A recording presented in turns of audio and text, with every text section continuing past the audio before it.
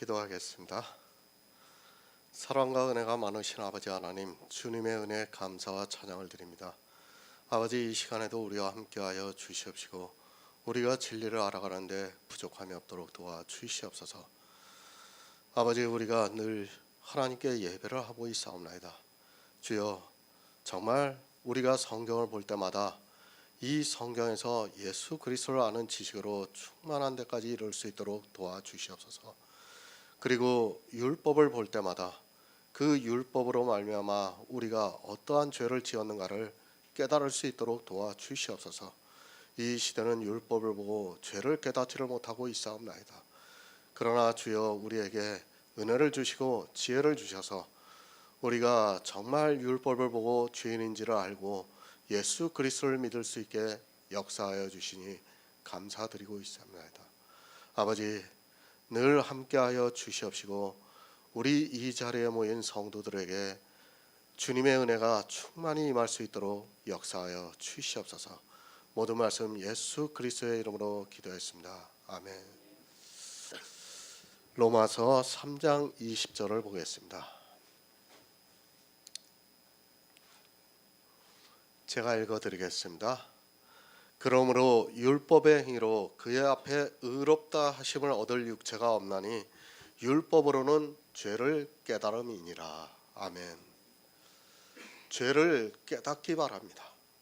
하지만 이 시대는 죄를 보고 정죄를 하고 있습니다. 이스라엘이 가늠하다 현장에서 잡힌 여자를 정죄해서 돌로 쳐 죽이려 하다가 결국에는 자기들이 저주를 받고 말았습니다. 율법을 안다고 하는 그들이 율법으로 죄를 깨닫지를 못하고 무죄한 자를 정죄를 했습니다. 죄를 깨닫지 못하면 이렇게 됩니다. 율법을 보고 죄를 깨달았으면 이스라엘은 절대로 이 여자를 잡아오지 않았습니다. 그러나 죄를 깨닫지 못했기 때문에 이 여자를 잡아왔습니다. 지금도 마찬가지입니다. 십계명을 보고 죄를 깨달은 성도는 절대로 어느 누구도 정죄하지 않습니다. 그러나 죄를 깨닫지 못한 사람은 정죄를 하게 되어 있습니다. 내가 죄인입니다. 율법을 보니까 어느 한 계명도 지키지 못했습니다. 그런 죄인이 다른 죄인을 정죄할 수 있습니까? 율법을 보니까 내가 살인한 자요, 간음한 자요, 도적질한 자요, 거짓말한 자요, 내 이웃의 것을 탐하는 자라는 것을 깨달은 사람이 어떻게 바리새인들과 같이 이 여자를 잡아올 수 있겠습니까? 절대로 못합니다. 아니, 그것을 알고도 하는 사람이 있다면 그는 정말로 악한 자라는 것을 알아야 합니다.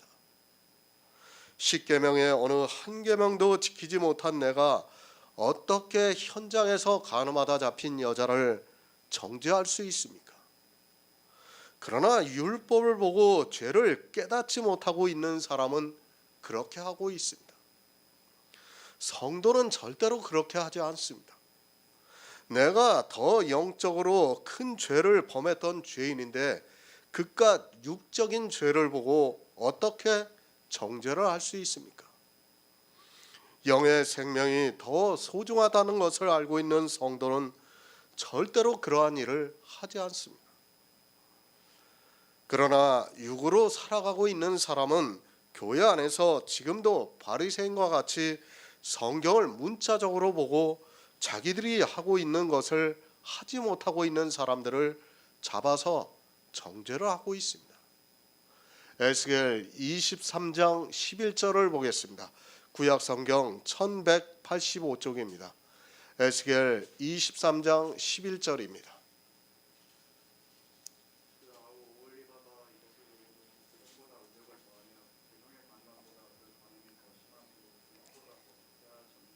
아멘. 율법에 간음하지 말지니라고 말씀하고 있습니다. 그 율법을 보았으면 어떻게 해야 죄를 깨달을 수 있습니까? 성경에서 말씀하는 간음이 무엇이라는 걸 알아야 죄를 깨달을 수 있습니다. 무죄한 죄를 끌고 와서 간음했다고 하지 않고 내가 간음한 자인가를 알 수 있습니다. 잘 이해하시기 바랍니다. 간음하지 말지니라고 말씀하고 있습니다. 이 말씀이 바리새인들이 현장에서 간음하다 잡혀온 그 여자를 두고 하신 말씀입니까? 이 시대는 십계명을 너무 모르고 있습니다. 그리고 율법을 너무 모르고 있습니다. 그 여자를 보고 간음하지 말라고 하는 것이 아니라 교회 안에 있는 절대 다수가 간음을 하고 있기 때문에 간음하지 말라고 말씀하고 있습니다. 성경에서 말씀하고 있습니다. 선지자들이 기록한 성경을 보시기 바랍니다. 이스라엘 전체가 다 간음을 했다고 말씀을 하고 있습니다. 에스겔서에서 비유로 말씀하고 있고 또 에레미야서에서 이스라엘과 유다가 다 간음을 했다고 말씀을 하고 있습니다. 어느 개인의 간음이 아니라 교회 안에 있는 거의 모든 사람이 다 간음을 하고 있다는 말씀입니다. 십계명을 바로 하시기 바랍니다. 이 시대는 율법을 보고도 전혀 죄를 깨닫지 못하고 있습니다. 그 율법을 보고 무죄한 자를 정죄하고 있으면서도 자기들이 죄를 지었다는 것을 깨닫지를 못하고 있습니다. 그리스도 편지의 십계명에 대해서 모두를 설교로 올려드렸습니다. 지켰습니까? 우리가 율법을 몰랐을 때는 지켰다고 생각했습니다. 아니, 십계명을 지키면서 살아가고 있는 성도라고 자부하고 있었습니다. 그러나 성령의 감동으로 율법을 알고 나니까 우리는 십계명의 어느 한 계명도 지키지 못했다는 것을 알게 되었습니다. 물론 성도는 이제 더 이상 십계명을 범하지 않고 있지만 그건 역시 사람의 이성이 아니라 성령의 감동으로 알고 있습니다. 이 시대의 교인들입니다. 누가 십계명을 지키고 있습니까? 어느 한 사람도 한 계명도 지키지 못하고 있으면서도 자기들이 십계명을 지키고 있다고 말을 하고 있습니다. 아니, 문자적으로 보고 십계명이 살아있다고 하면서 십계명을 지키고 있다고 하면서 전혀 죄를 깨닫지 못하고 있습니다.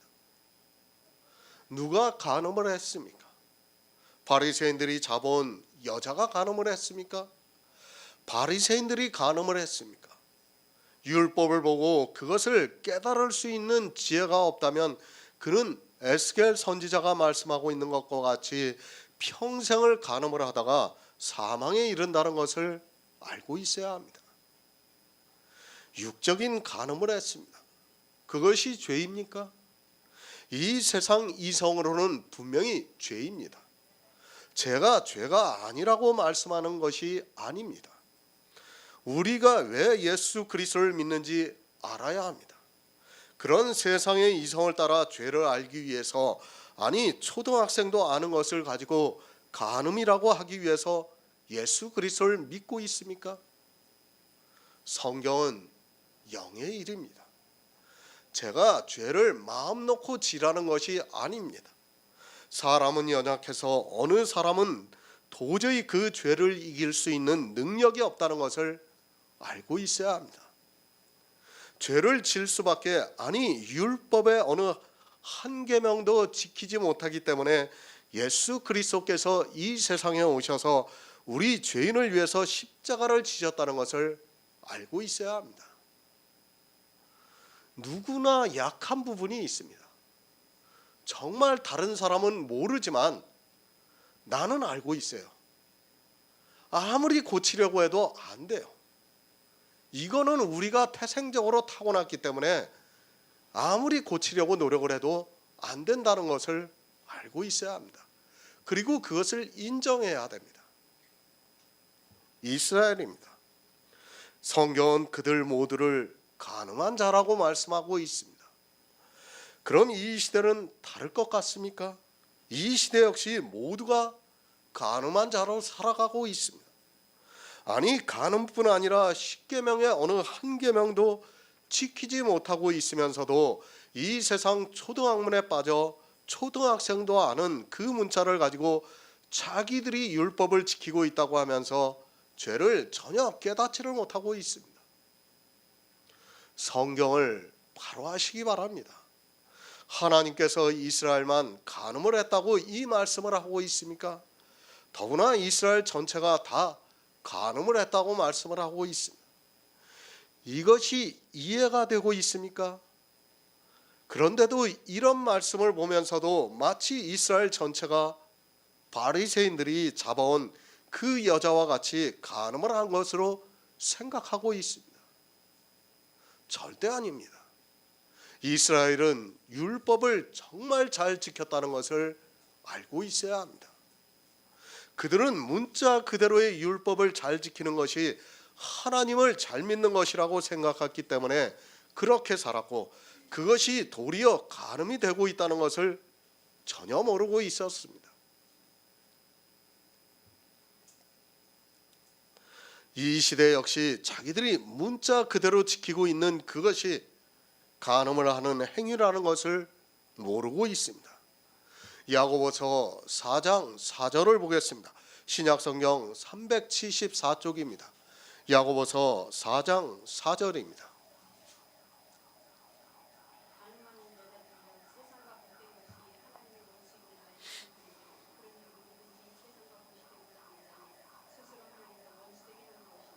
아멘.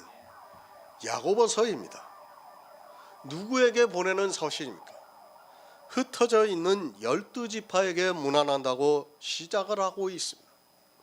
그러니까 유대인들 중에서 예수 그리스도를 믿는다고 하는 사람들에게 주의 동생인 야고보가 이 서신을 보내고 있습니다.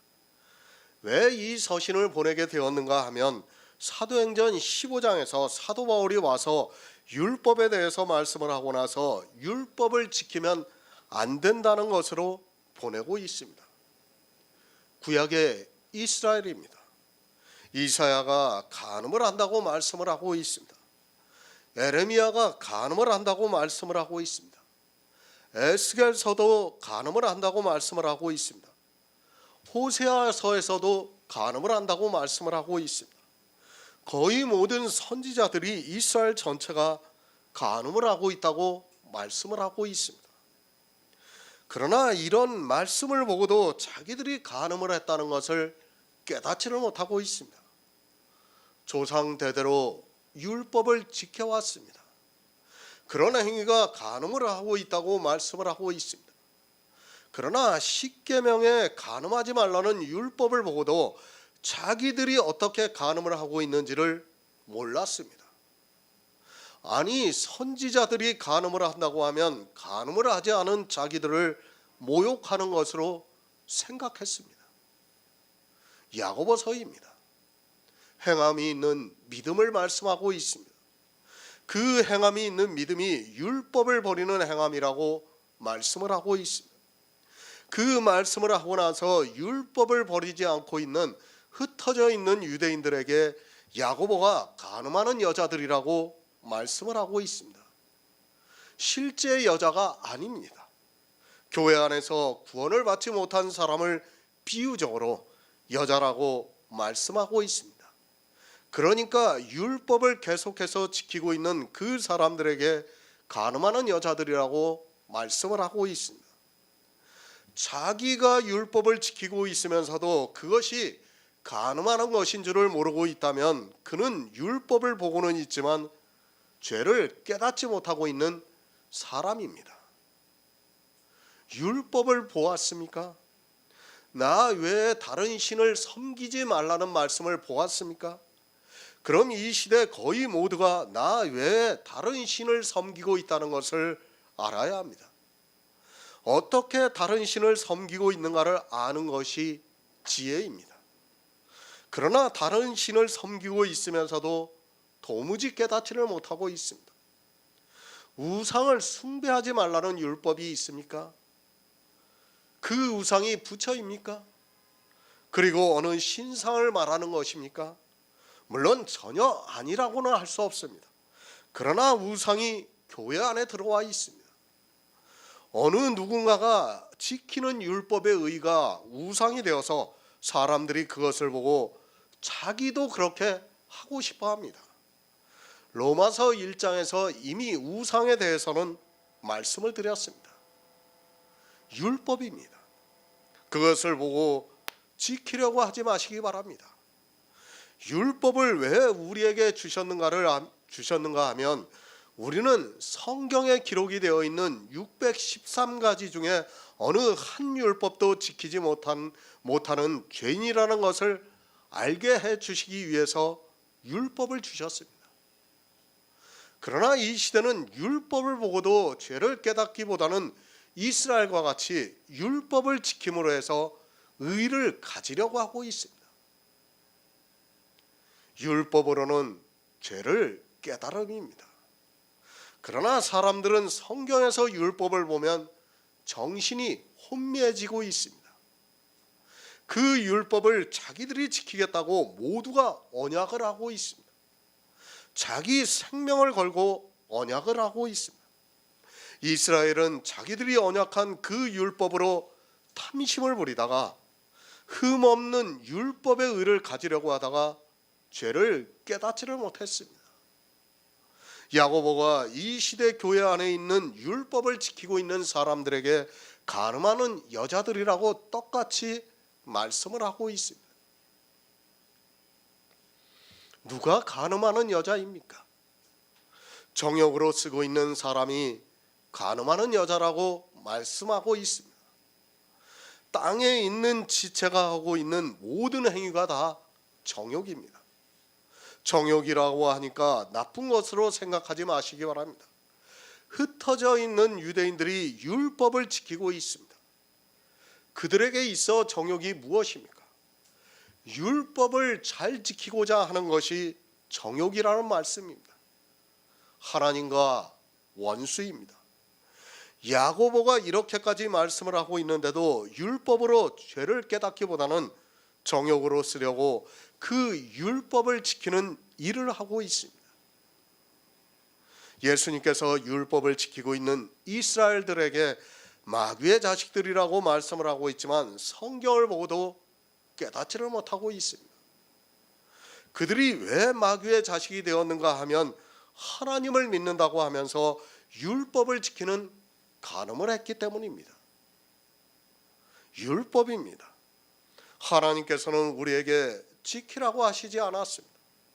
그러나 사람들은 율법을 지키면서 스스로 간음을 했습니다. 그렇게 간음을 하고 있으면서도 죄를 깨닫기보다는 죄를 안 지려고 노력을 했습니다. 그러한 행위가 죄를 깨닫지 못하게 만들고 있지만 율법을 보는 눈이 소경이 되어 있습니다. 디모데전서 1장 15절을 보겠습니다. 신약성경 337쪽입니다. 디모데전서 1장 15절입니다.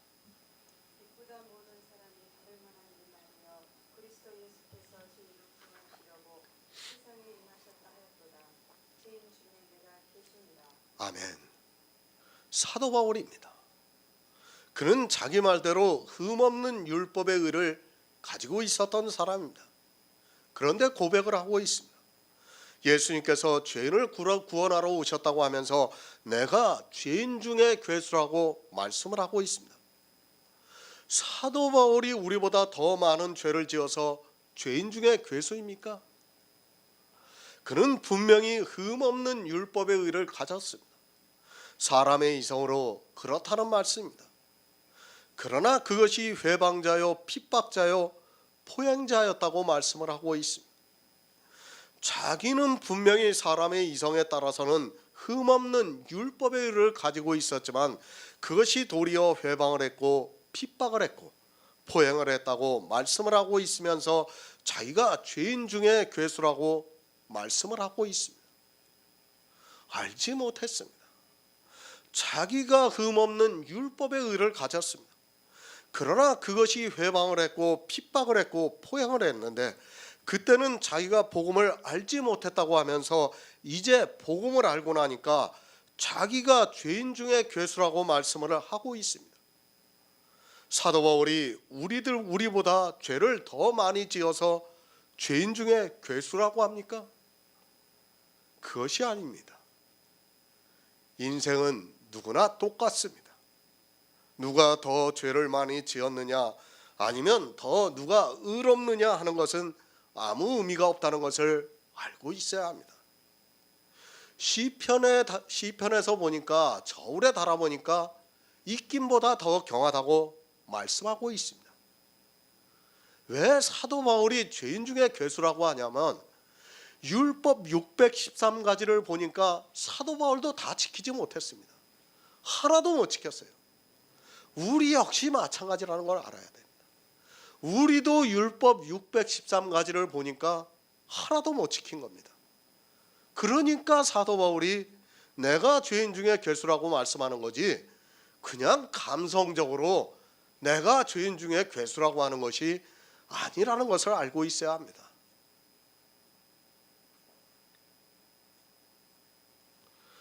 율법을 보고 죄를 깨달은 성도는 자기가 죄인 중에 괴수라는 것을 알고 있습니다.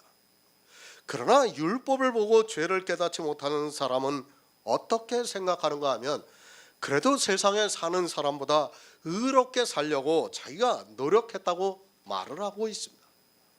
똑같이 율법을 보고 있습니다. 그러나 성도는 자기가 어느 한 가지도 율법을 지키지 못했다는 것을 알고 있습니다. 당연히 죄인 중에 괴수일 수밖에 없습니다. 그러나 교회 안에서 문자적으로 율법을 지키고 있는 사람은 자기가 죄인이라는 것은 인정을 해도 그래도 세상 사람보다는 하나님의 성도로서 살기 위해서 율법을 지키려고 노력했다고 말을 하고 있습니다. 왜 그렇습니까? 성도는 율법을 보고 죄를 깨달았습니다. 그러나 가라지는 율법을 보고 죄를 전혀 깨닫지를 못하고 있습니다. 사도 바울은 분명히 성경을 보고 죄를 깨달으라고 말씀을 하고 있습니다. 그러나 이 시대 역시 바리새인과 같이 율법을 보고 죄를 깨달으려고 하는 것이 아니라 율법을 지키면서 죄를 안 지려고 노력을 하고 있습니다. 그런 사람의 생각이 어떻습니까? 그래도 세상 사람들보다는 죄를 안 지었다고 생각합니다. 자기는 11조도 하고 있고 주일이라는 날도 지키고 있습니다. 그렇게 율법을 지키고 있는 상태에서는 율법을 아무리 보아도 죄를 깨달을 수 없다는 것을 알고 있어야 합니다.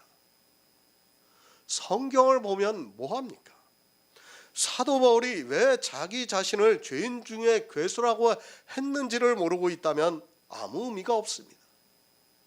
사도 바울은 율법을 보고 죄를 깨달았기 때문에 죄인 중에 괴수라고 말씀을 하고 있습니다. 하지만 이 시대는 겨우 몇 가지 지키고 있는 율법에 취해서 자기가 어떤 죄를 짓고 있는 줄을 모르고 있습니다.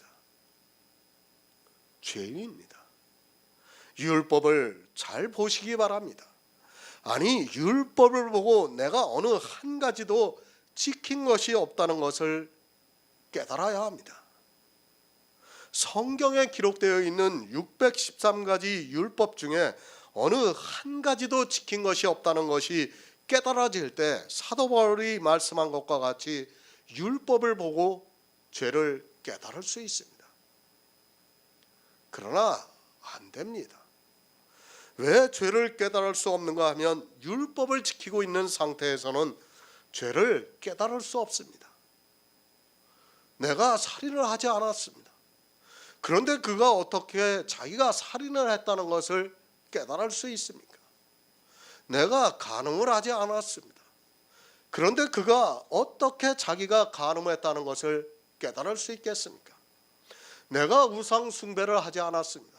그런데 그가 어떻게 우상 숭배했다는 것을 깨달을 수 있습니까? 사람의 이성으로는 안 됩니다. 절대로 죄를 깨달을 수 없다는 것을 알고 있어야 합니다.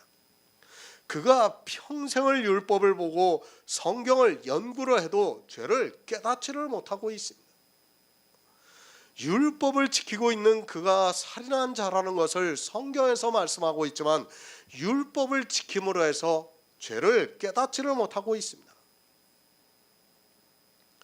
죄를 깨달으시기 바랍니다. 율법을 보면 죄를 깨달아야 합니다. 그런 성도만이 율법을 지키지 않을 수 있습니다. 율법을 보고도 죄를 깨닫지 못하고 있는 사람은 율법을 지킬 수밖에 없고, 그렇게 율법을 지키는 자는 율법책에 기록이 되어 있는 모든 율법을 항상 다 지키지 못해서 결국에는 저주를 받게 된다는 것을 말씀하고 있습니다. 로마서 3장 21절을 보겠습니다. 신약성경 243쪽입니다. 로마서 3장 21절입니다. 이제는 율법 외에 하나님의 한 의가 나타났으니 율법과 선지자들에게 선들을 받은 것이다. 아멘. 공동 번역을 보겠습니다. 그러나 이제는 하나님께서 인간을 당신과 올바른 관계에 놓아주시는 길이 드러났습니다. 그것은 율법과는 아무 관계가 없습니다. 율법서와 예언서가 이 사실을 증명해 줍니다. 율법입니다. 하나님 앞에서는 의롭다 하심을 얻을 육체가 없습니다. 그러니까 하나님께서 우리에게 율법을 주신 이유는 죄를 깨닫기 위해서라고 말씀하고 있습니다. 율법으로는 죄를 깨닫는 것입니다. 하나님께서는 우리 인생들을 지으신 창조주입니다. 우리 인생들이 율법을 지킬 수 없다는 것을 우리보다 더 잘 알고 계시는 분입니다. 그런데 어떻습니까? 사람들은 율법을 보면 정신을 잃고 있는 것을 볼 수 있습니다. 이스라엘은 그렇다 하더라도 신약에 와서 사도 바울이 율법에 대해서 이렇게까지 강하게 말씀하고 있지만, 신학자라고 하는 사람들은 사도 바울이 이방의 복음을 전하기 위해서 율법에 대해서 너무 관대하게 성경을 기록했다는 정신 나간 이야기들을 하고 있습니다.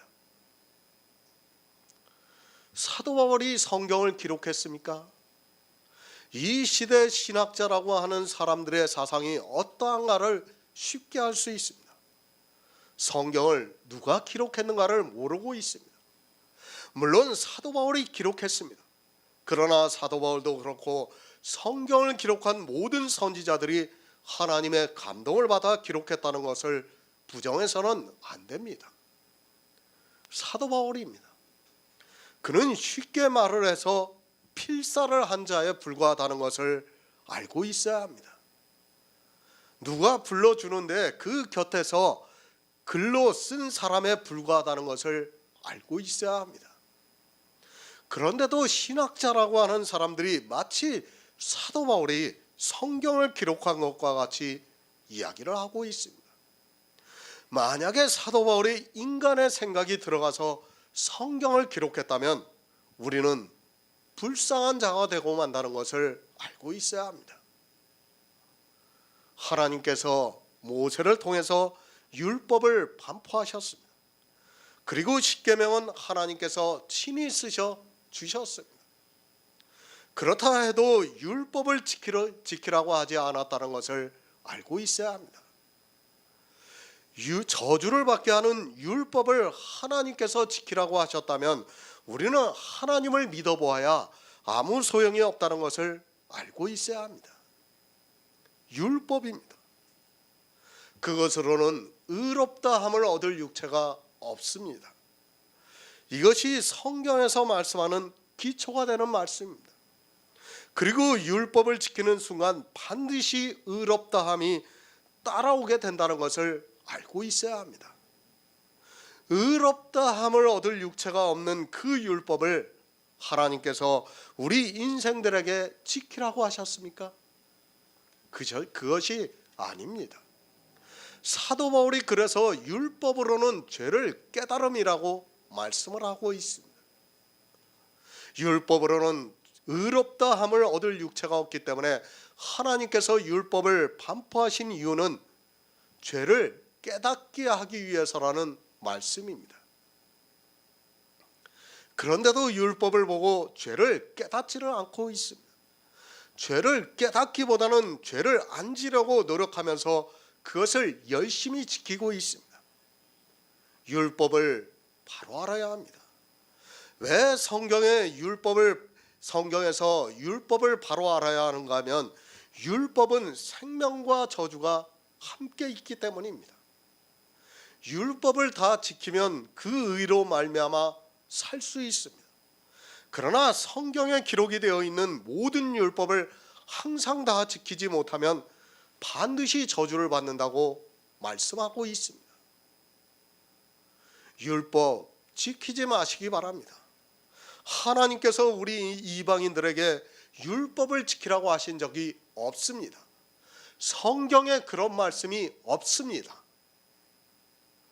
이스라엘도 자기들이 율법을 지킨다고 한 것이지 하나님께서 이스라엘에게 율법을 지키라고 하시지 않았습니다.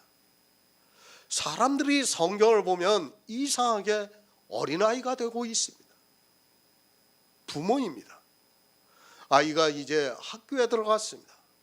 그 아이에게 전교 1등을 하면 내가 원하는 것을 다 주겠다고 부모가 약속을 했습니다. 부모가 진짜 그 아이에게 전교 1등을 바라고 있습니까? 물론 그런 부모도 있을 수 있습니다. 자기 아이를 잘 모르는 부모는 그럴 수 있습니다. 그러나 부모는 설령 그렇게 말을 했어도 자기 아이가 공부를 잘하라는 마음에서 한 이야기입니다.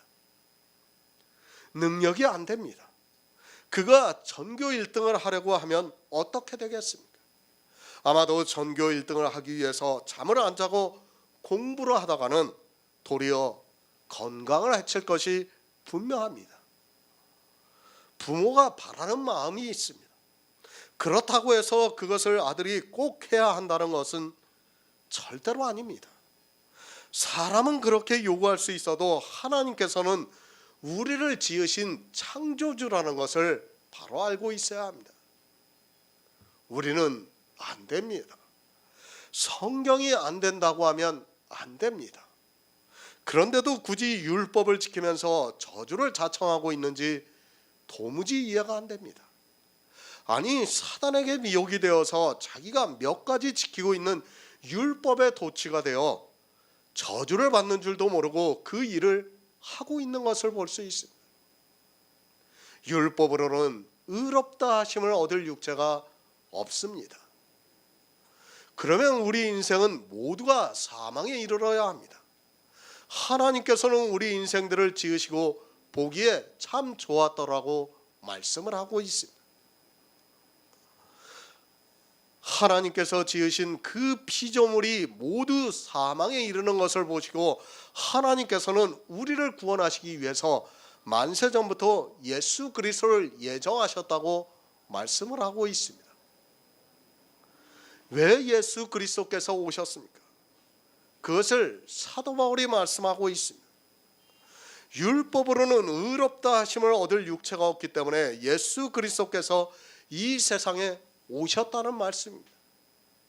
만약에 율법으로 의롭다 하심을 얻을 육체가 있다면 예수 그리스도께서는 절대로 이 세상에 오시지 않았고 예수님께서는 헛되이 십자가를 지신 것이 되고 만다는 것을 알고 있어야 합니다. 신명기 28장 1에서 6절을 보겠습니다. 구약 성경 304쪽입니다. 신명기 28장 1에서 6절입니다.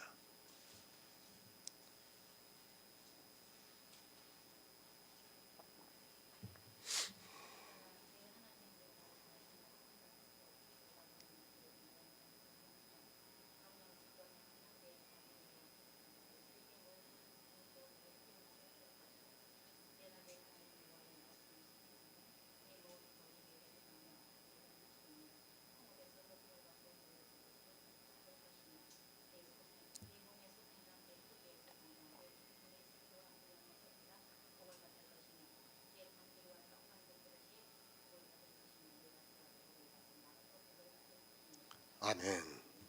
하나님의 한 의가 나타났습니다. 그 하나님의 한 의가 어디에서 증거를 받았는가 하면 율법과 선지자들로 받았다고 말씀을 하고 있습니다. 그러니까 율법에서 하나님의 한 의를 증거하고 있고 선지자들이 하나님의 의를 증거하고 있다고 말씀을 하고 있습니다. 성경을 보는 사람들이 율법을 너무 쉽게 보고 있습니다. 율법 누가 지킵니까? 이 세상에서는 당연히 사람이 지켜야 합니다. 그런 사상을 가지고 성경을 보다 보니까 성경 말씀을 보아도 도무지 이해가 되지 않고 있습니다. 율법을 사람이 지킨다는 것부터 버리시기 바랍니다. 사도 바울이 율법으로는 죄를 깨달음이라고 말씀을 하고 있습니다. 신명기 28장의 말씀입니다. 누구에게 하고 있는 말씀입니까? 이스라엘에게 이 말씀을 하고 있습니까? 아마도 거의 모든 신학자들이나 성경을 보는 사람들이 그렇게 생각하고 있습니다. 아니, 사람의 이성을 가지고 성경을 보는 모든 사람은 이 말씀을 보고 어떻게 생각합니까? 다 자기들이 율법을 잘 지켜서 복을 받을 것이라고 생각하고 있습니다. 성경의 정의입니다.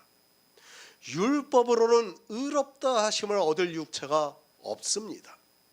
그런데 어떻게 율법을 지켜서 신명기 28장에 복을 받겠다고 하는지 도무지 이해가 안 됩니다. 아니, 이곳에서는 이 말을 하고 저곳에서는 저 말을 하면서 도무지 무슨 말을 하는지를 모르게 만들고 있습니다. 율법으로는 의롭다 하심을 얻을 육체가 없습니다. 그런데 신명기 28장에서 율법을 지키면 받을 복을 말씀하고 있다면 속된 말로 하나님이 우리 인생을 가지고 장난하는 것과 같다는 것을 알고 있어야 합니다. 그렇지 않습니까? 율법으로는 의롭다 하심을 얻을 육체가 없는데 그런 인생들에게 율법을 지켰을 때 받을 복을 말씀하고 있다는 것은 우리 인생들을 가지고 장난을 치는 것과 다르지 않습니다. 그렇지 않습니까? 생각 좀 해보시기 바랍니다. 아니, 성경을 볼 때는 지혜를 구하시기 바랍니다. 사람의 이성으로 성경을 보는 사람은 반드시 망하게 되어 있습니다. 율법으로는 의롭다 하심을 얻을 육체가 없는데 하나님께서 율법을 지키면 복을 주시겠다고 하면서 말씀을 하고 있습니다. 정신을 차리지 못합니다. 복을 주신다는 그 말씀에 앞뒤 가리지 않고 복을 받기 위해서 자기들이 율법을 지키겠다고 언약을 하고 있습니다. 성경을 아무리 많이 보면 뭐합니까? 도리어 그 지식이 저주를 받게 하고 있지만 사람들은 그저 문자적으로 나타나고 있는 그 말씀에만 집중을 하고 있고 성경에 또 어떠한 말씀이 있는가를 생각하지 않고 있습니다. 누구입니까? 신명기 28장에서 너는 누구를 말씀하고 있습니까? 예수 그리스도를 말씀하고 있습니다. 이 세상에는 율법으로는 의롭다 하심을 얻을 육체가 없습니다. 그렇다면 이 복을 받으실 분이 누구라는 것을 알아야 합니다. 우리 인생은 의롭다 하심을 얻을 육체가 없다면 신명기의 이 말씀은 우리가 아니라 주님을 지칭하고 있다는 것을 알고 있어야 합니다. 주님이 이 세상에 오셨습니다. 그리고 율법을 다 지키시고 천국의 복을 받으셨습니다. 율법이 증거를 하고 있습니다. 이 복을 누가 받을 것인가를 율법이 증거를 해주고 있습니다. 성경에 기록이 되어 있는 율법을 누가 지킬 것인가를 율법이 증거를 해주고 있습니다. 주님이 율법을 지키셨습니다. 그것을 성경에서는 율법에 나타난 한 의라고 말씀을 하고 있습니다. 왜 율법에 나타난 한 의가 되는가 하면 주님이 율법을 지키심으로 해서 성읍에서도 복을 받고 들에서도 복을 받고 내 몸의 소산과 내 토지의 소산과 내 짐승의 새끼와 우양의 새끼가 복을 받을 것이며 내 광주리와 떡반죽 그릇이 복을 받았습니다. 예수님이 이렇게 복을 받으셨다는 말씀입니다. 우리가 누구입니까? 내 몸의 소생입니다. 우리 성도는 예수 그리스도의 몸의 소생입니다. 쉽게 말씀을 드리면 예수 그리스도의 영이 우리 안에 거하시고 있다는 말씀입니다. 율법의 한 의가 나타남으로 해서 예수 그리스도의 몸의 소생이 복을 받아서 천국에 들어가고 있다는 말씀입니다. 율법에 나타난 한 의입니다. 율법이 증거를 해주고 있습니다. 누가 율법을 지키는가를, 아니 하늘의 복을 받을 의가 누구에게 있는가를 증거를 해주고 있다는 말씀입니다. 신명기 28장의 말씀은 우리 인생들이 받을 복이 아닙니다. 만약에 우리가 이것을 하려고 하다가는 도리어 저주가 임한다는 것을 사도 바울이 이제까지 말씀을 하고 있습니다. 율법에 나타난 하나님의 한 의입니다. 그러니까 율법을 완전히 지키신 하나님의 한 의가 나타났다고 말씀을 하고 있습니다. 이제까지는 어느 누구도 율법을 지키지 못했습니다. 우리 인생은 그의 앞에 의롭다 하심을 얻을 육체가 없습니다. 그러나 하나님께서 이 세상에 오셔서 율법의 요구를 이루셨습니다. 잘 이해하시기 바랍니다. 율법의 의입니다. 그것은 사람이 지켜서 얻는 의입니다. 그리고 하나님의 의입니다. 그것은 하나님이 율법을 지켜서 얻은 의입니다. 율법으로는 의롭다 하심을 얻을 육체가 없다는 말씀은 율법으로는 우리 인생은 의롭다 하심을 얻을 수 없다는 말씀입니다.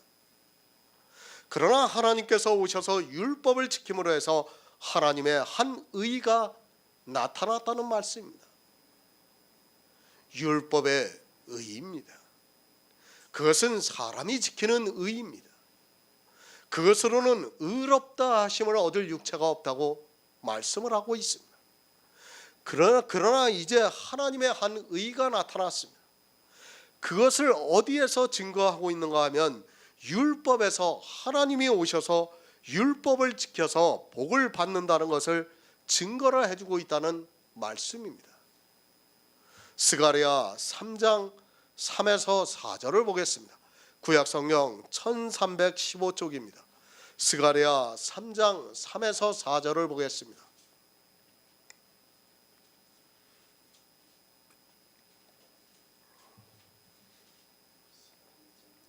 (3장 3에서 4절입니다) 여호수아가 더러운 옷을 입고 천사 앞에 섰는지라 여호와께서 자기 앞에 선자들에게 명하사 그 더러운 옷을 벗기라 하시고 또 여호수아에게 이르시되 내가 내 죄가를 제하여 버렸으니 내게 아름다운 옷을 입히리라 하시기로. 아멘. 우리의 의입니다. 율법을 지킨 우리의 의는 더럽다고 말씀을 하고 있습니다. 이사야서에서도 우리는 다 더러운 옷을 입고 있다고 말씀을 하고 있습니다. 그것을 스가랴 선지자가 말씀을 하고 있습니다. 당시 대제사장이 더러운 옷을 입고 천사들 앞에 서 있다고 말씀을 하고 있습니다. 그러니까 율법으로는 의롭다 하심을 얻을 육체가 없다는 말씀입니다. 대제사장입니다. 그가 얼마나 율법대로 살았겠습니까?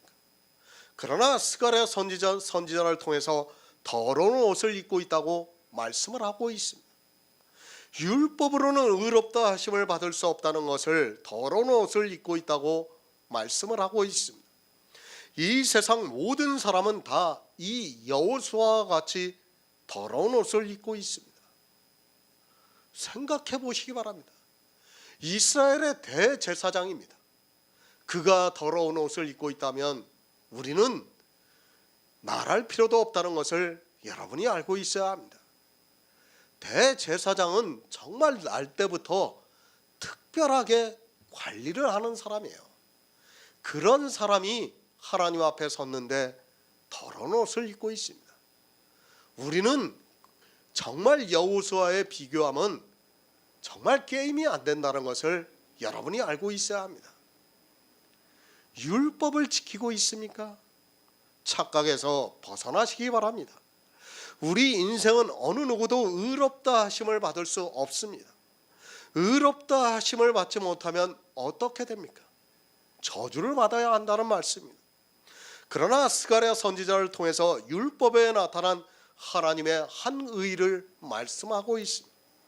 더러운 옷을 벗기고 내게 아름다운 옷을 입히리라고 말씀을 하고 있습니다. 우리가 지킨 율법의 의 더럽습니다. 그러나 율법에 나타난 하나님의 한 의는 아름답습니다. 그러니까 신명기 28장의 말씀을 지킨 예수 그리스도의 의는 아름답다는 것을 말씀하고 있습니다. 이 의의 옷이 율법에 나타난 한 의라고 말씀을 하고 있습니다. 성경은 두 가지 옷을 말씀하고 있습니다. 율법의 의입니다. 그리고 예수 그리스도의 의입니다. 사람은 율법을 지키면서 살았지만 모두가 다 더러운 옷을 입었습니다. 사람이 지킨 율법은 더럽습니다. 그 더러운 옷으로는 천국에 들어갈 수 없기 때문에 하나님께서 사람이 지키는 율법에 하나님이 지키신 의를 나타내 주셨다는 말씀입니다. 그것을 율법이 그리고 선지자들이 증거를 해주고 있다는 말씀입니다. 이제는 율법에 하나님의 한 의가 나타났습니다. 잘 이해를 하시기 바랍니다. 율법을 지킨 사람의 의로는 의롭다 하심을 얻을 수 없다는 말씀입니다. 의롭다 하심을 얻을 수 없으니까 이제 모두가 사망에 이르렀습니다. 그런 우리 인생들을 위해서 하나님께서 이 세상에 오셔서 율법을 완전케 하셨습니다. 그것이 하나님의 한 의입니다. 사람은 율법으로는 의롭다 하심을 얻을 수 없습니다. 그래서 모두가 사망에 이르러야 합니다. 그런데 이제는 하나님의 한 의가 나타났습니다. 하나님께서 율법을 완전케 하셨다는 말씀입니다. 율법 외라고 말씀을 하니까 이상하게 생각하지 마시기 바랍니다. 사람이 지킨 율법으로는 의롭다함을 얻을 수 있는 육체가 없습니다. 사람이 지킨 율법 외에 하나님의 한 의가 나타났다는 말씀입니다. 그 의가 무엇입니까? 그냥 막연하게 하나님이 의로운 것이 아닙니다. 율법의 증거를 하신 것과 같이 주님이 이 세상에 오셔서 율법을 다 지키셨습니다. 그렇게 하나님이 율법을 다 지키신 것이 율법에 나타난 한 의라는 말씀입니다. 사람이 지킨 율법은 다 더러워서 죽습니다. 그러나 그런 죽는 율법의 의가 아니라 하나님께서 지키신 율법이 나타났다는 말씀입니다. 하나님의 한 의입니다. 이제는 그것은 이제 율법과는 아무 상관이 없습니다. 우리가 지키는 율법으로는 의롭다 하심을 얻을 육체가 없습니다. 그러나 이제 하나님의 한 의가 나타났는데 그 의를 얻는 것은 율법과는 아무 상관이 없다는 말씀입니다. 그것을 스가랴 선지자를 통해서 증거를 해주고 있습니다. 여호수아가 더러운 옷을 입었습니다. 그것은 대제사장 여호수아가 율법으로 산 의입니다. 그 의와 상관이 없이 이제 하나님의 한 의가 나타나서 그것을 입혀주시고 있다는 말씀입니다. 그런데 이 의의 옷을 입기를 거절을 하고 있습니다. 율법으로는 의롭다 하심을 얻을 육체가 없는데도 그것을 지키느라 율법과 상관없이 우리에게 주시는 하나님의 의를 거절하고 있습니다. 더러운 옷을 입었습니까? 우리는 어차피 율법으로는 다 똑같습니다. 누가 더 더럽냐 하는 것은 이 세상 사람의 생각입니다. 율법으로는 모두가 다 똑같다는 것을 알아야 합니다. 하지만 하나님께서 율법과 아무 상관이 없이 우리에게 의를 입혀주시고 있다는 말씀입니다. 율법에 나타난 의입니다. 이제는 율법과는 아무 상관이 없는 하나님의 의가 나타났습니다.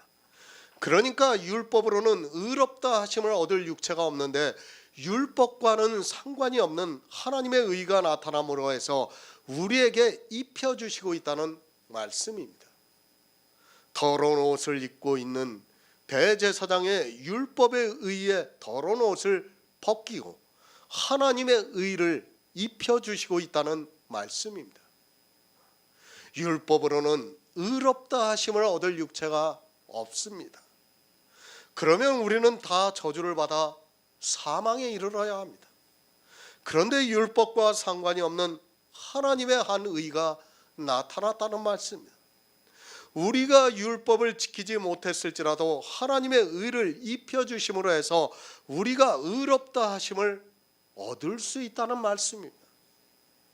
율법을 잘 지켰습니까? 율법을 하나도 안 지켰습니까? 어차피 그것으로는 의롭다 하심을 얻을 육체가 없습니다.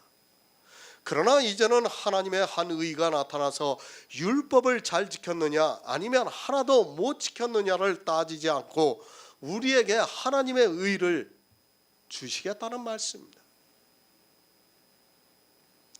율법으로는 의롭다 하심을 얻을 육체가 없습니다.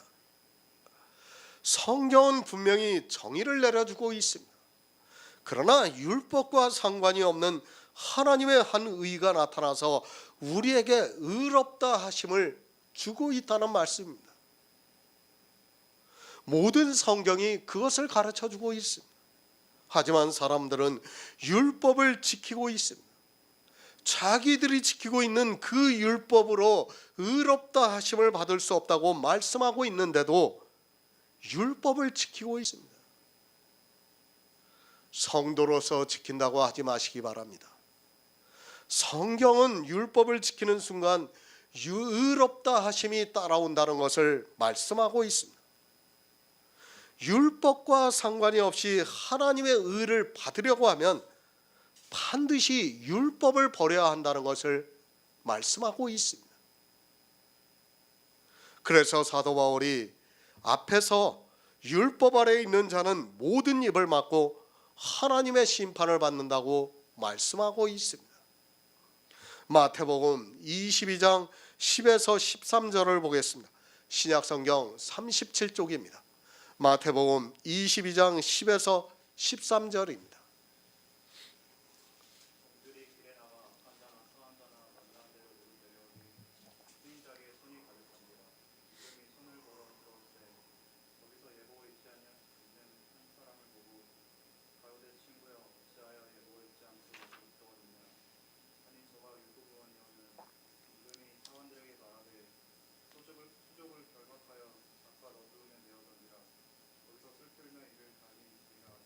아멘.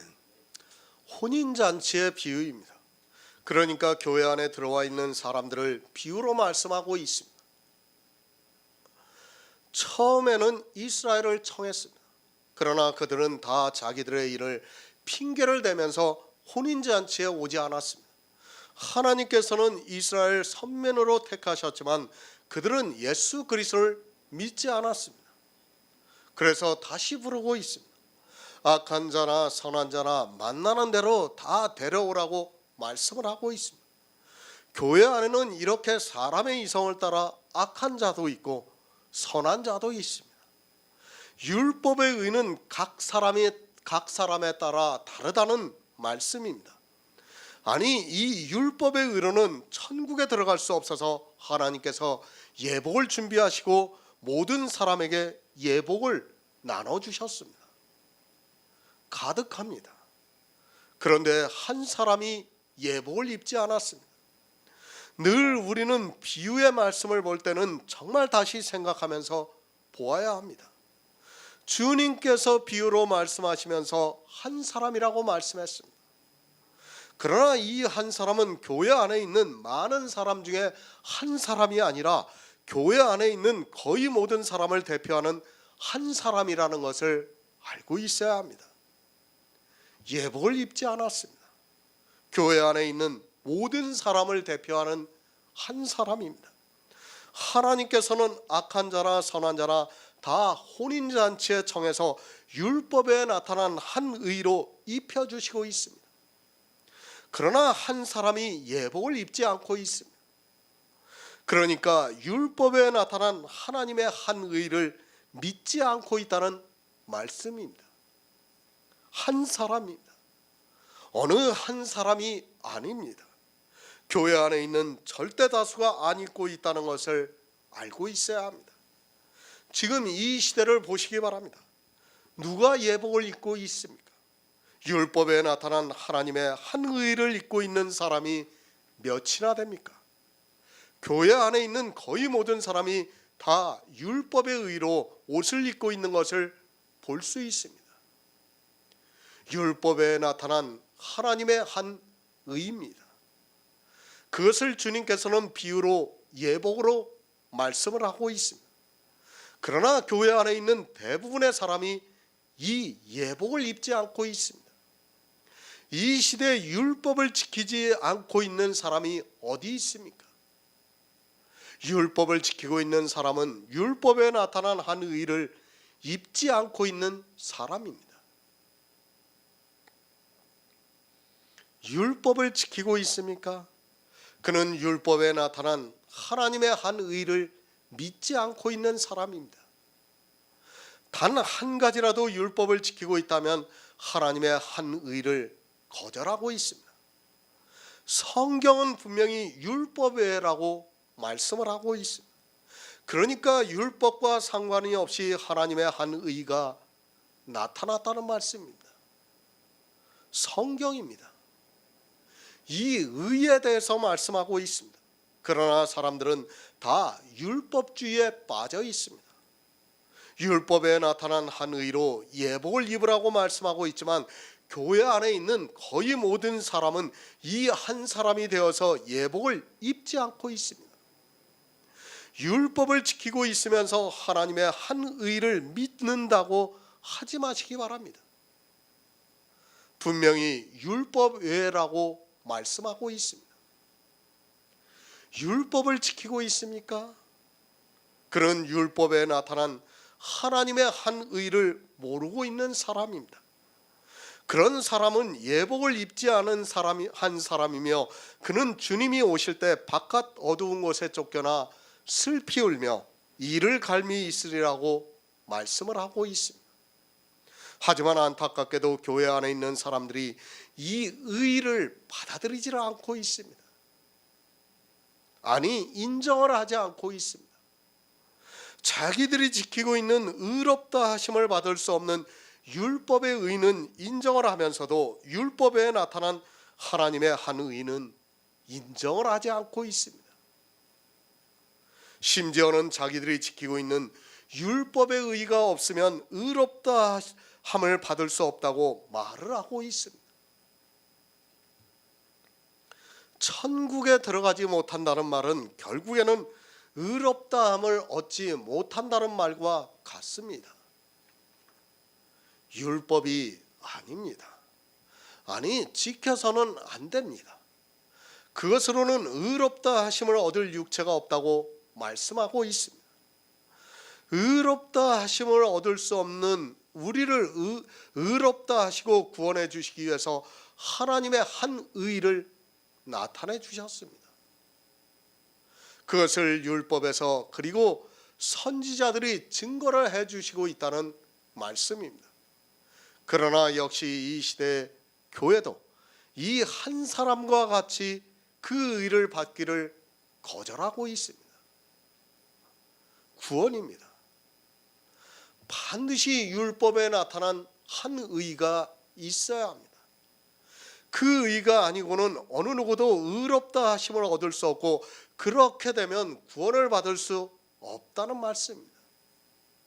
율법과 선지자들이 기록한 성경에서 율법에 나타난 하나님의 한 의를 증거해 주고 있지만 사람들은 역시 율법을 지키고 있습니다. 로마서 3장 22절을 보겠습니다. 신약성경 243쪽입니다. 로마서 3장 22절입니다.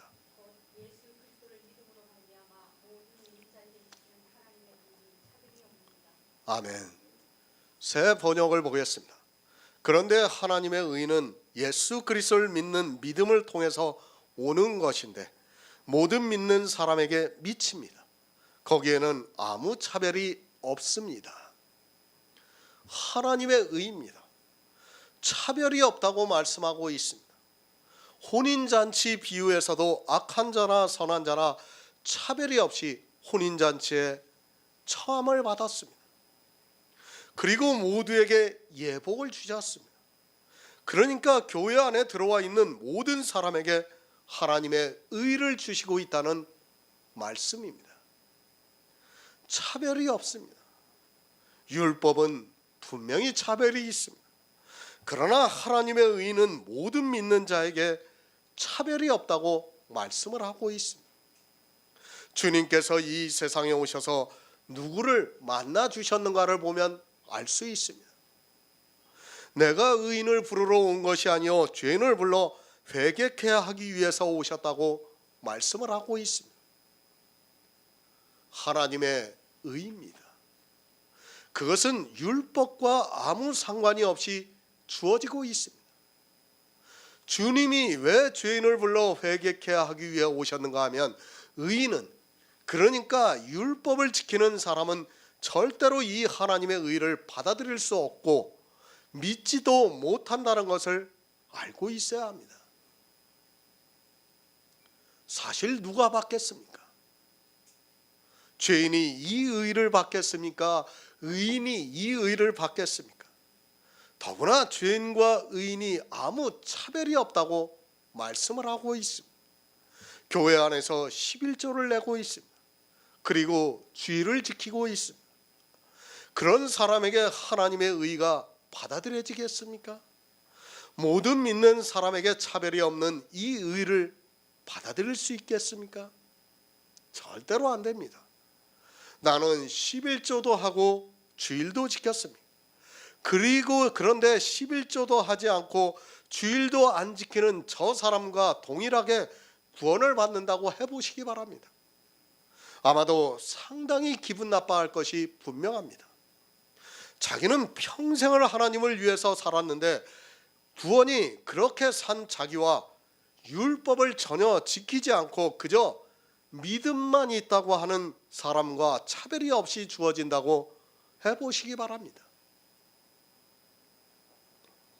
절대로 인정을 못합니다. 이 시대 교회 안에 있는 사람들입니다.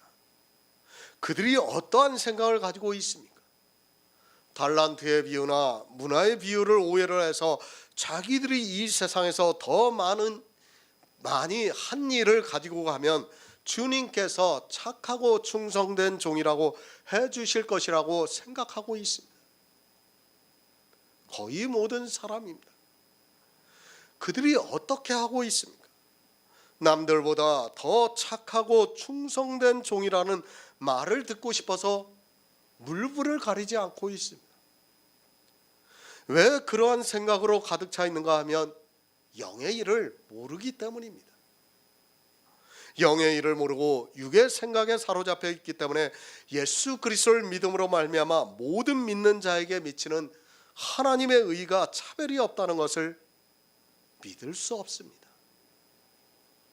분명히 알아야 합니다.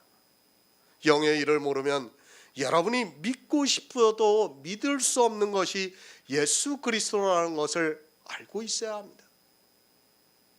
생각해 보시기 바랍니다.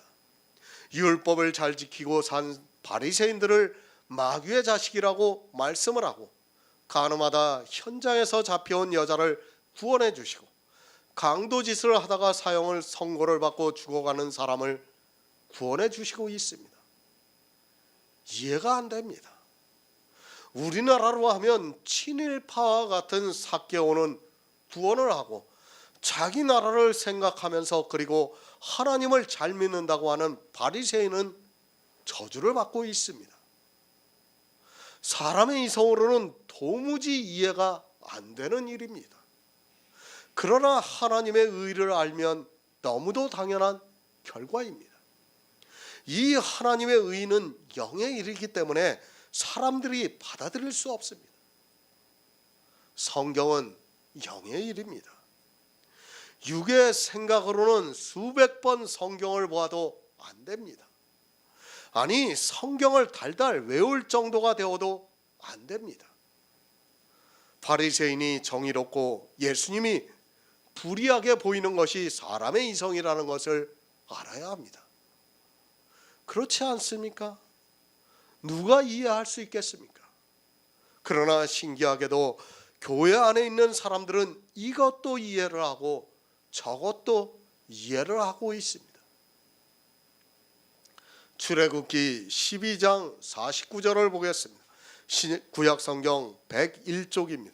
출애굽기 12장 49절입니다.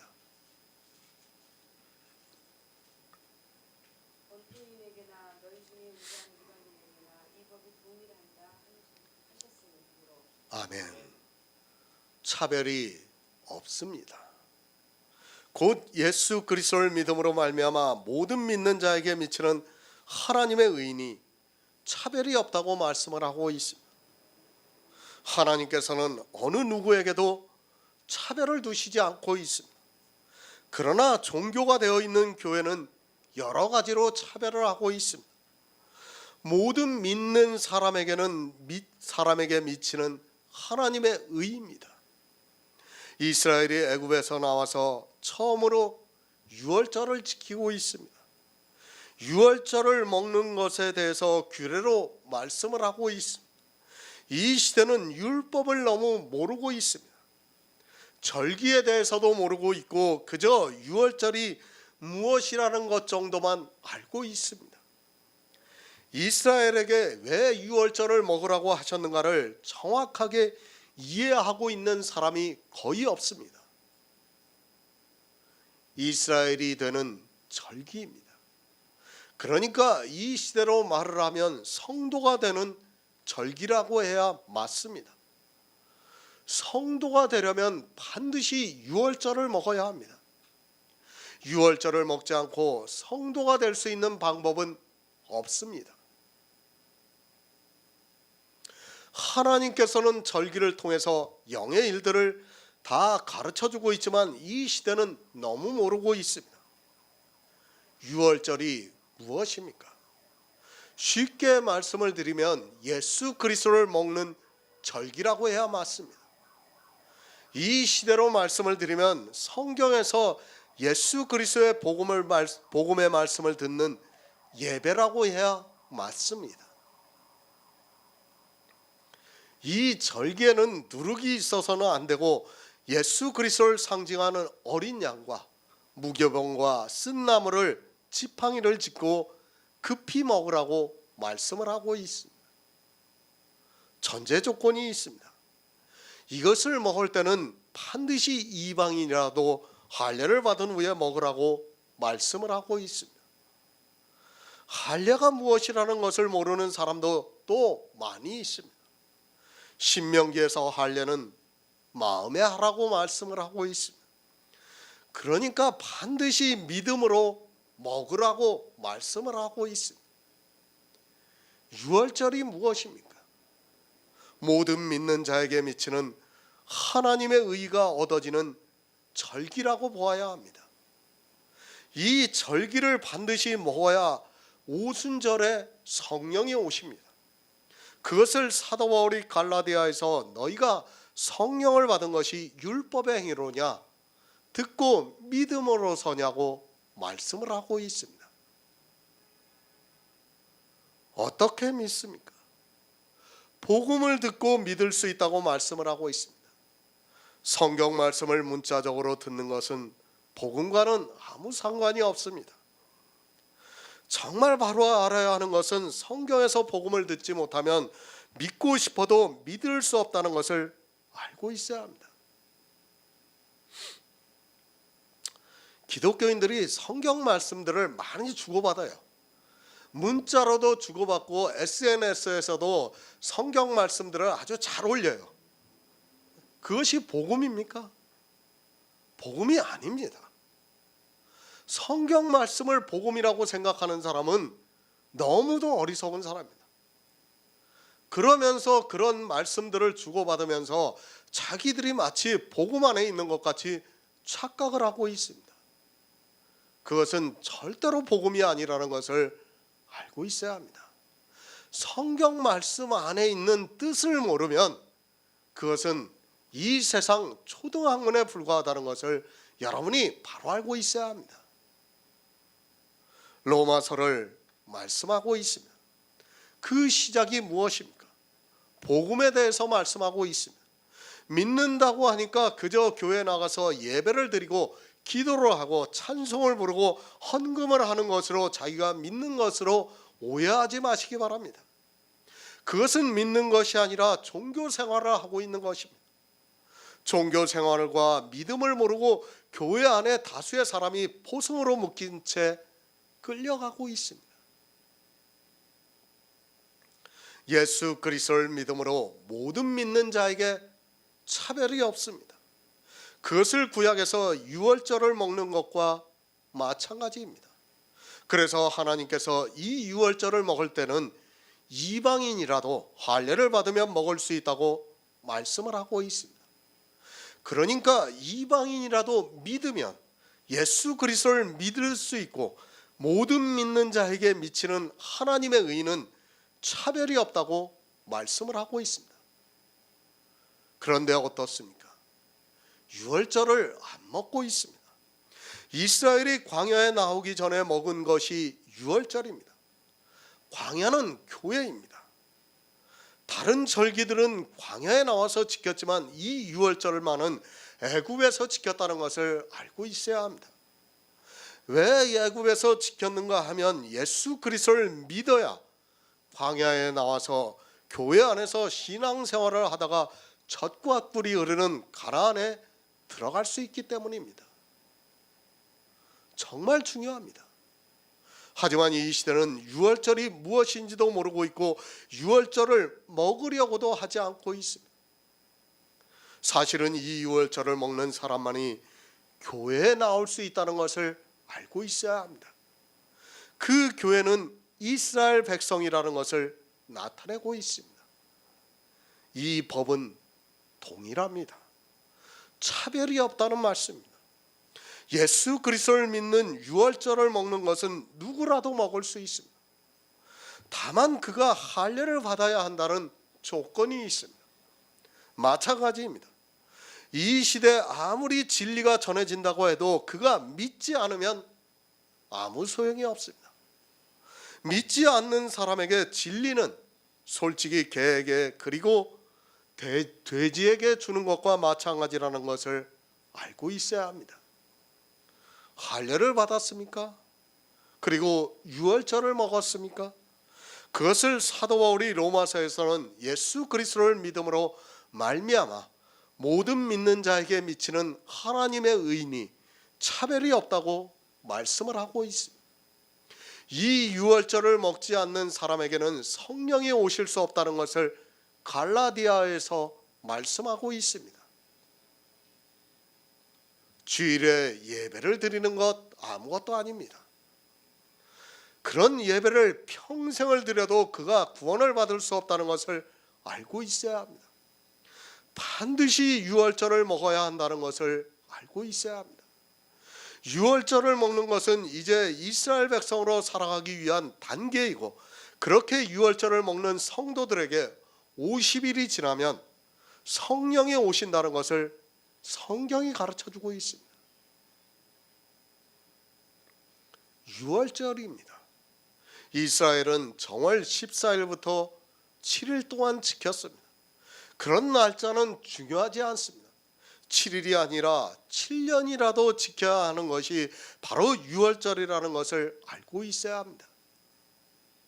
예수 그리스도를 믿는 믿음으로 모든 믿는 자에게 미치는 하나님의 의가 차별이 없다는 것이 믿어지는 역사가 있을 때까지, 아니 복음이 깨달아지기까지 우리는 유월절을 먹어야 합니다. 성경의 절기입니다. 우리 인생들은 태양계 안에서 살아가고 있습니다. 그래서 그에 따르는 절기를 만들었지만 실상은 일직선상이라는 것을 알고 있어야 합니다. 내가 하나님을 믿고자 합니까? 그러면 이제는 율법에 나타난 한 의가 믿어지는 역사가 있기까지 우리는 성경에서 유월절을 먹어야 합니다. 그러니까 복음이 믿어지는 역사가 있기까지 먹어야 합니다. 누구는 1년이 될 수도 있습니다. 또 누구는 10년이 될 수도 있습니다. 지금 교회 안에서 드리는 예배로는 죽을 때까지 유월절을 먹을 수 없습니다. 그 예배를 드리면서 그들이 먹고 있는 것이 무엇입니까? 거의 다 누룩이 섞여 있는 것을 먹고 있는 상태에서는 유월절을 먹는다는 것은 요원한 일이라는 것을 알고 있어야 합니다. 모릅니까? 성경에서 어떻게 유월절을 먹으라는 것을 모르고 있습니까? 그런 것도 모르면서 예수 그리스도를 믿는다고 하고 있다면 차라리 그냥 세상에서 사는 것이 그에게 더 유익하다는 것을 알고 있어야 합니다. 하나님의 의가 우리에게 차별이 없이 미치게 하려면 반드시 유월절을 먹어야 한다는 말씀입니다. 어떻게 먹습니까? 그것을 히스기야가 보여주었습니다. 1월 14일부터 7일 동안 유월절을 지켰습니다. 그리고 부족하니까 또다시 2월 14일부터 7일 동안 유월절을 지켰다고 말씀하고 있습니다. 유월절은 날짜가 중요한 것이 아니라 하나님의 은혜가 우리에게 임해야 합니다. 모든 믿는 자에게 미치는 차별이 없는 하나님의 의를 받을 때까지 먹어야 한다는 말씀입니다. 그리스도 편지에 많은 말씀을 올렸습니다. 강해부터 해서 성경의 기초라고 할 수 있는 아카데미 강의, 그리고 설교 말씀들을 많이 올렸습니다. 사람들이 그리스도 편지에 있는 이 말씀을 보고 질려버리고 있습니다. 수많은 분량의 말씀들을 보면서 읽기도 전에 어떻게 이것을 다 읽느냐고 말을 하고 있습니다. 영생입니다. 유일하신 참 하나님과 그의 보내신 자 예수 그리스도를 아는 것이라고 말씀을 하고 있습니다. 그리고 주님께서 너희가 영생을 얻고자 성경을 상고하거니와 이 성경이 내게 대해서 기록했다고 말씀하고 있습니다. 그리스도 편지에 있는 말씀이 너무 많습니까?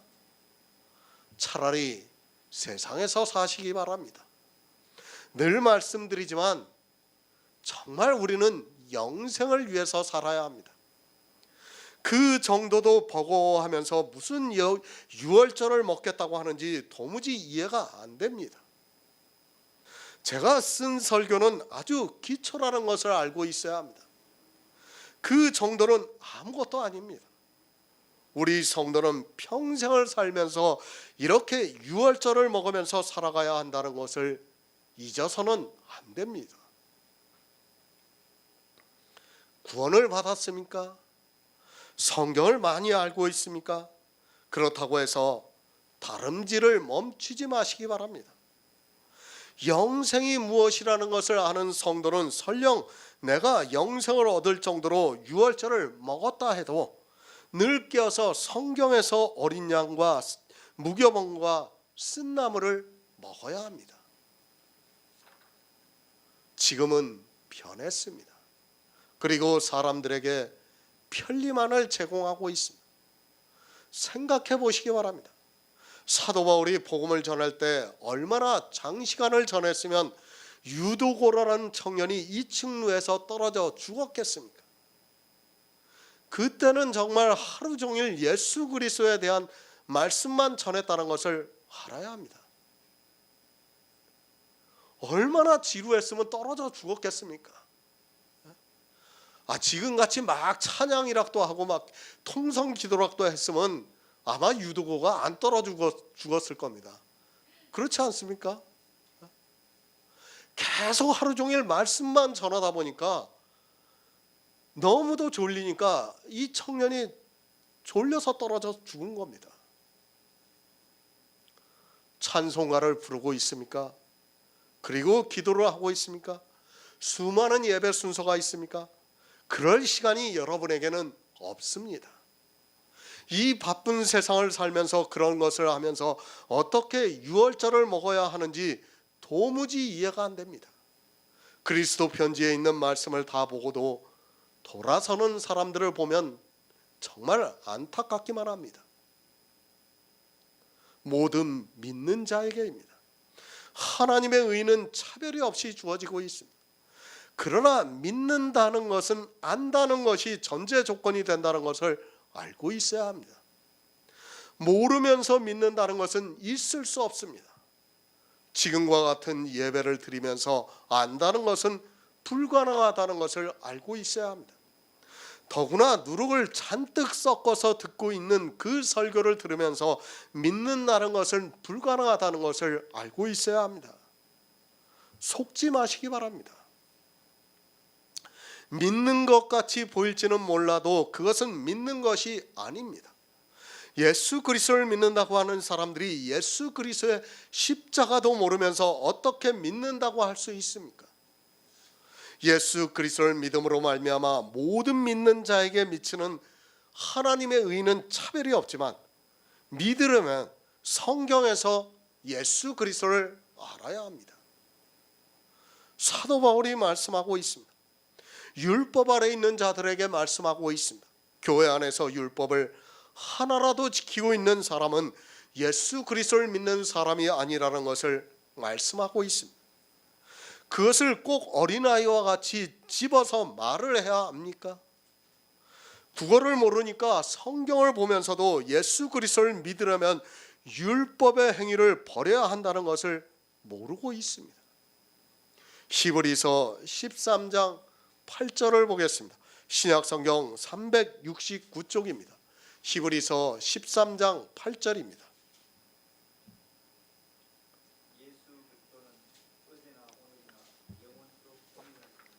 아멘.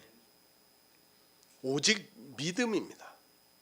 나의 의는 믿음으로 살리라고 말씀을 하고 있습니다. 왜 오직 믿음인가를 알아야 합니다. 예수 그리스도께서는 어제나 오늘이나 영원토록 동일하시기 때문에 오직 믿음입니다.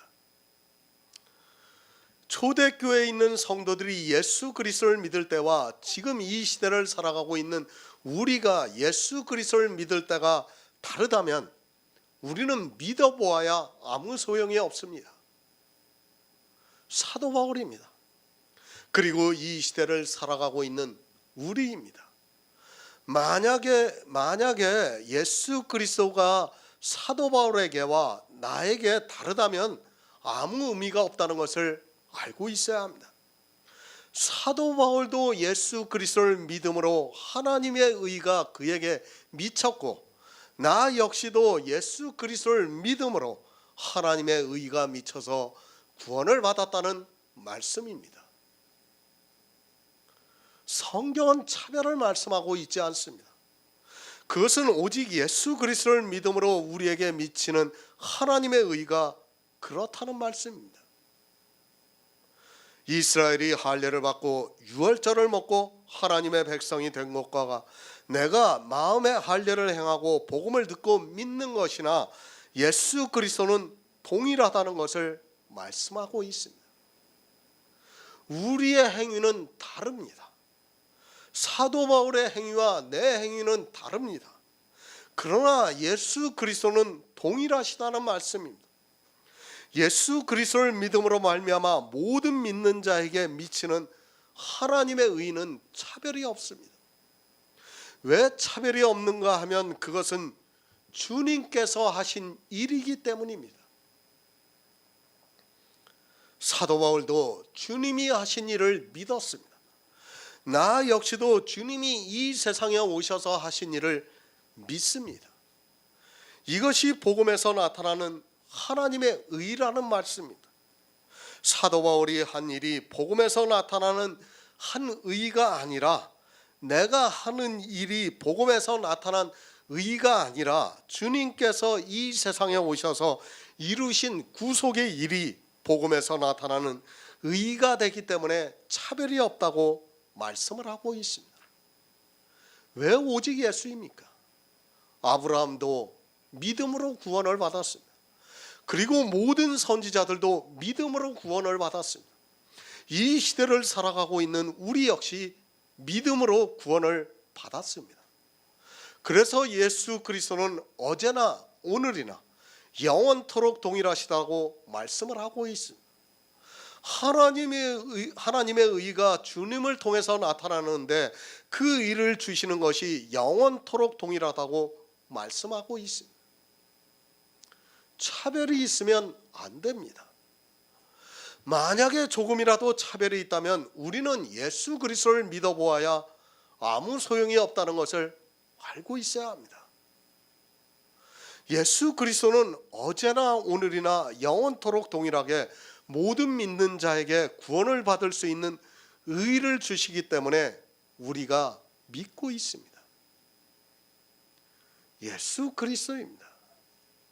이 세상에 오셔서 이루신 구속의 일이 하나님의 의입니다.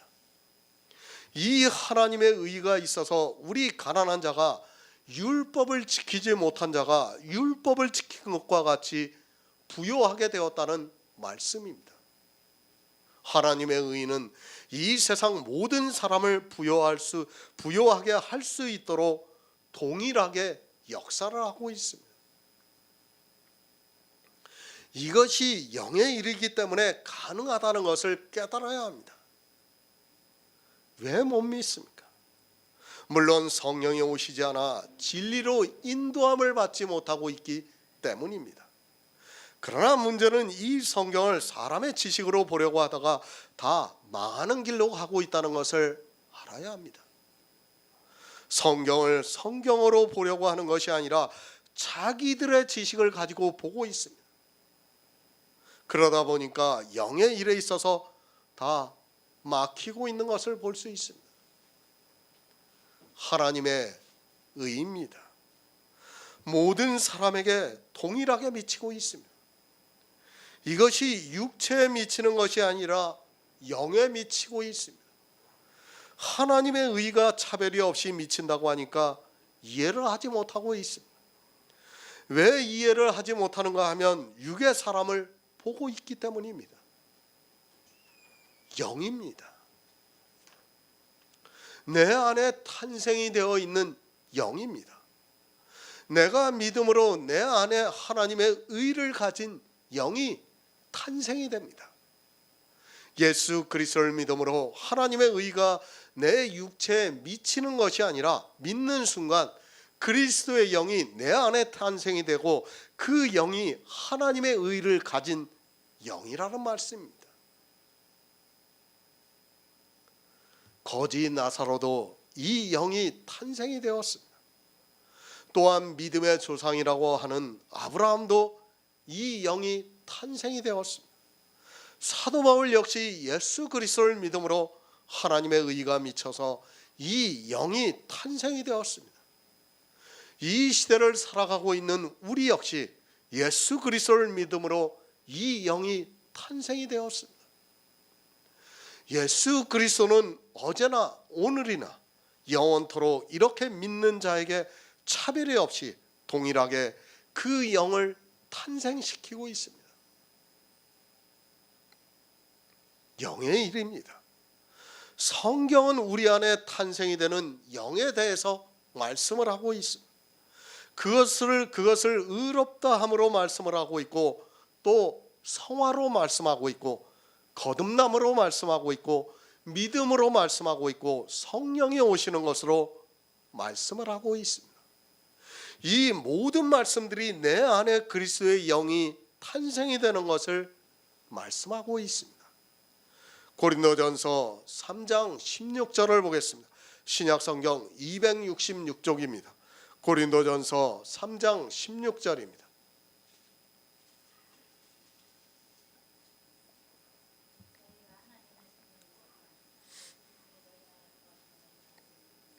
아멘.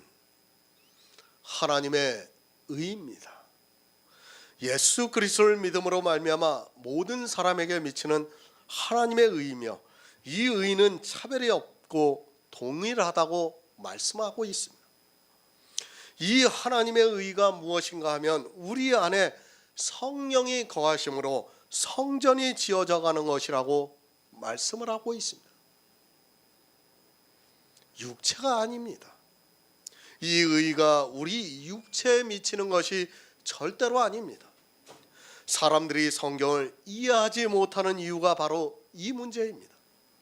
예수 그리스도를 믿음으로 미치는 하나님의 의가 어디에 미치는가를 모르고 있습니다. 교회 안에 있는 다수의 사람들이 자기 육체가 의롭다 하심을 받는 것으로 알고 있고, 심지어는 썩는 그 육체가 부활을 해서 천국에 가는 것으로 알고 있습니다. 절대로 아닙니다. 이 세상에 살아가고 있는 아담의 자손인 나는 반드시 썩어 없어집니다. 내가 아무리 예수 그리스도를 믿는다 해도 역시 마찬가지라는 것을 알아야 합니다. 우리의 육체는 믿지 않는 사람과 마찬가지로 죽는 순간 썩어 없어진다는 것을 알아야 합니다. 썩어 없어지는 것에 마치 하나님의 의가 미치는 것으로 생각해서는 절대로 안 됩니다. 모든 믿는 자에게 미치는 하나님의 의입니다. 그것을 사도 바울이 고린도전서에서 너희가 하나님의 성전인 것과 하나님의 성령이 너희 안에 거하시는 것을 알지 못하느냐고 말씀을 하고 있습니다.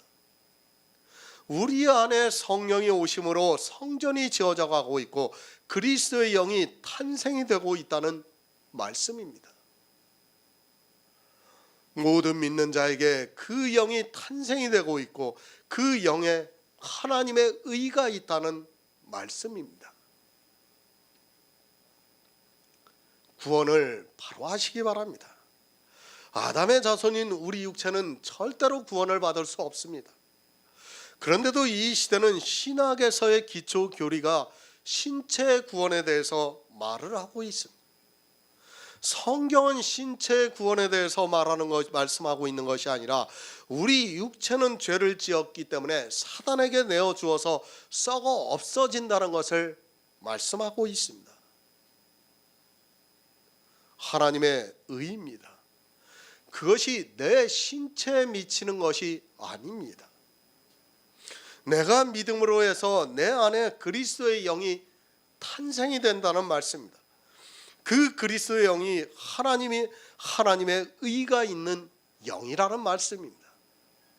이런 영의 비밀을 모르고 성경을 보는 사람은 다 망하는 길로 가게 되어 있습니다. 차별이 없습니다. 우리 신체는 분명히 차별이 있습니다. 누가 잘하고 누가 잘못하면 차별이 있습니다. 그러나 예수 그리스도를 믿음으로 말미암아 미치는 하나님의 의는 차별이 없습니다. 그것은 우리 신체가 아니라 성경에서 말씀하는 대로 하나님께로서 난 자들이기 때문입니다. 예수 그리스도를 믿는 성도에게는 차별이 없는 하나님의 의가 미치는 영이 탄생된다는 것을 믿으시기 바랍니다.